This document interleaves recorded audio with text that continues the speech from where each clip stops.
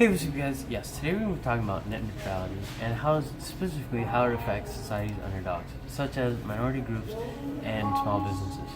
Before that, we need to understand what net neutrality is. Net neutrality is the principle that internet service providers cannot micromanage a user's internet capabilities.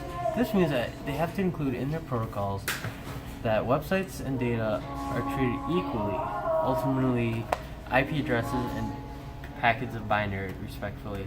There's no special service for any service. One run. So how does this affect underdogs?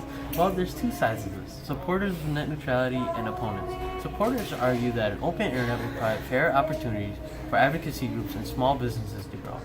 Without the competition for bandwidth, these underdogs can display their mission statement or products to the world fairly easily. Opponents, on the other hand, encourage competition and decrease government regulation in internet service. This would promote growth and investment, which can lead to better pricing and more accessible internet for everyone. Although repealing net neutrality might encourage industry growth, it is not worth the expense of civil rights and freedom. Many groups depend on the default free internet for their livelihood. Small businesses can thrive online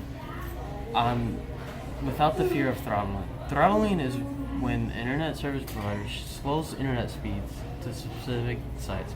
Throttling is very critical in internet business as it affects overall traffic on that site. If a site experiences throttling, users tend to log out and potentially go to another site with higher bandwidth. Advocacy groups definitely depend on the freedom of the internet. For example, a poll from Huffington Post revealed that 53% of advocacy programs use social media like Facebook and Twitter to get their points across. Up to 60% of these groups use social media to communicate with Congress members as well.